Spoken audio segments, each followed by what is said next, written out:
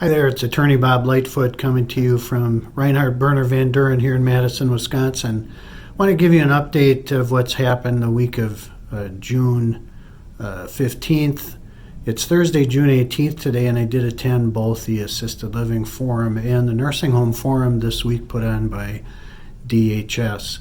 First of all, I'd like to congratulate all the nursing assistants out there. Certainly, assisted living and long-term care does not run without you. You're really a valued member, part of the healthcare team. I know your employers would say they just can't do without you, and I know we appreciate all the work that you do, and we just want to know how thankful we are to have you in the profession and working so hard. So congratulations to all of you.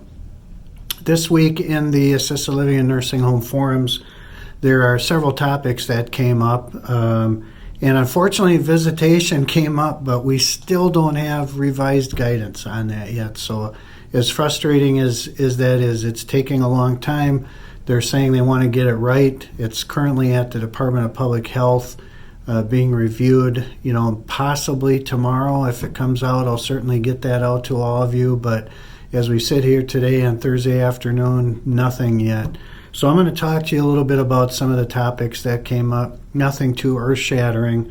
We've got a little on return to work, a little on admission and readmission to your facility and some guidance there, a little bit on PPE, and a little bit for the nursing homes on focus surveys. And then finally, we did get a little hint on dining at the nursing home forum this morning. So I'll talk a little bit about that. So first of all, we'll talk about return to work. This has been a point of emphasis because COVID positive staff, there's been some ongoing confusion about when COVID positive staff can return to work. And so I will direct you to that guidance, and I've written that out here for you. If you follow that website right there and go to the long-term care, it'll pull down for you and you can get right into the return to work. A few of the highlights of that would be that, first of all, be sure you're implementing your emergency staffing plan if you're considering that, and that you're looking at that and that you are implementing that just to save yourself any regulatory headaches.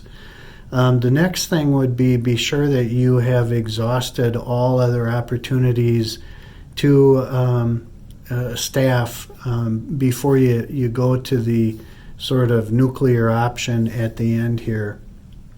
But it's clear that, if you have a staff that has tested positive, they've just got to stay away. They're excluded from work and have to self-isolate until such time as it's been 3 days they've been well and 10 days since their symptoms began.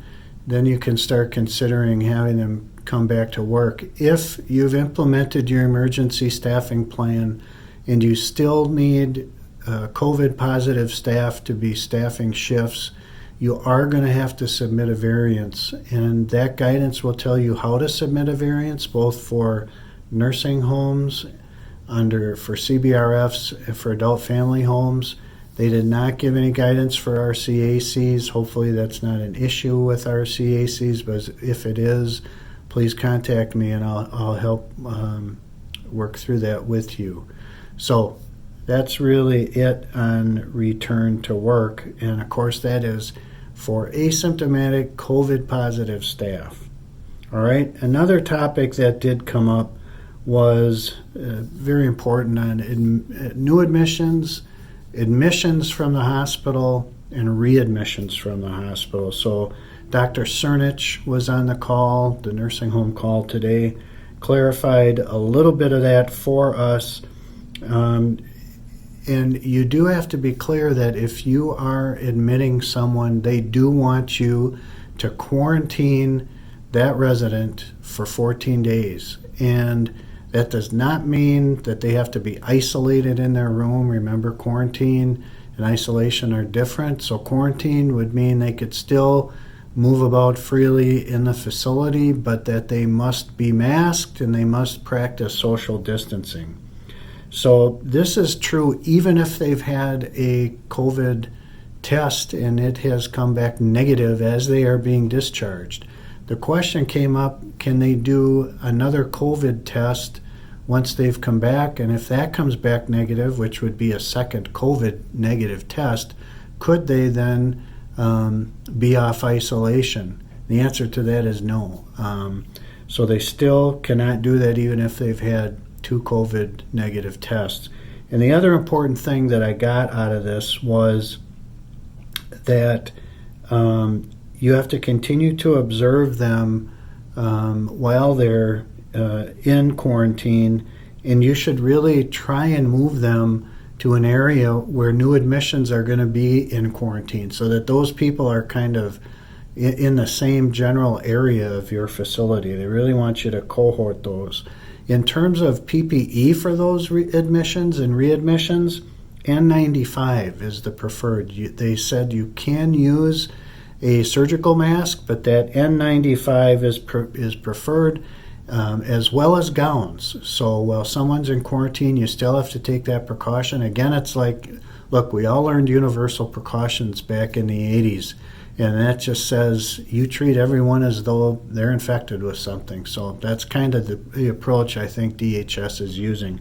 If you need more information, there is more on the website here. There's also more information on the CDC website, and there's a link to that once you get to the DHS information. Let's talk a little bit about PPE. There's still some questions about PPE, and the main thing that was talked about today was that healthcare workers should not be using cloth masks for coverings. Those are not sufficient. Those do protect somewhat the residents. They do nothing to protect the care staff, and of course we want some protection for the care staff as well. So if you need tips for optimizing, remember there is the website. And what I did, the easiest way is I just Googled these words and it came right up. CDC PPE optimization.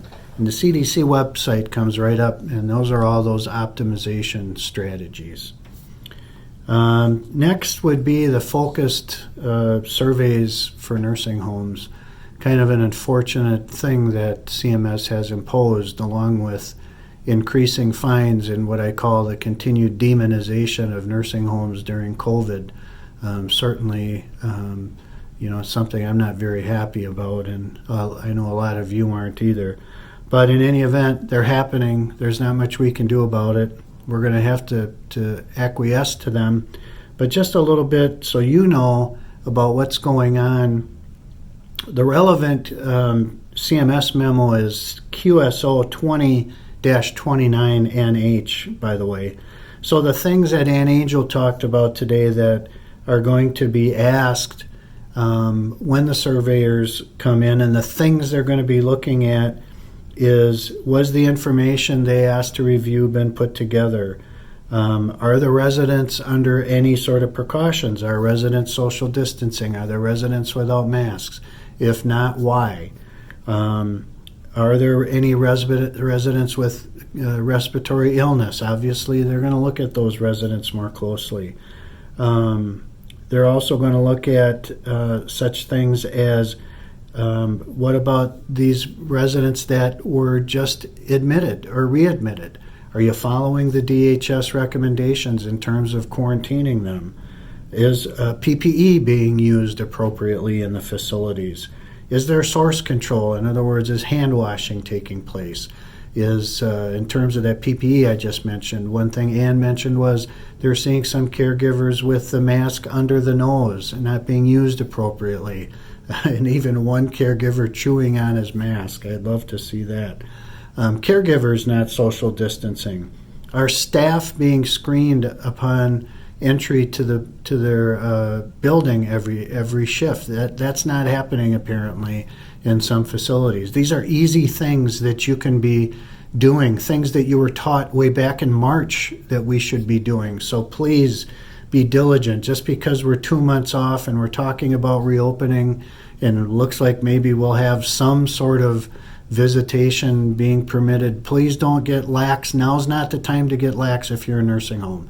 You're going to be hit with fines like you've never been hit with before unless you're following these guidelines very closely. So continue to be diligent. Don't let your guard up. Keep doing. Remember, you are the guardians of your residents. And the last thing you want is to start an outbreak and residents start passing away. So those are the kind of the main things. An interesting thing I will mention, and then I'll let you continue on with the rest of your day, is on dining. Now, communal dining can happen. That was part of the CMS memo 20-30 on slowly reopening facilities. But remember, as long as you're social distancing and you're staggering meal times, and it appears you're doing everything you can do, that some communal dining is going to be acceptable. So please know that that's not the case. As I have always said, these things that are coming from DHS and from CMS and from CDC, it's guidance only. There's nothing in the regs specifically about COVID-19.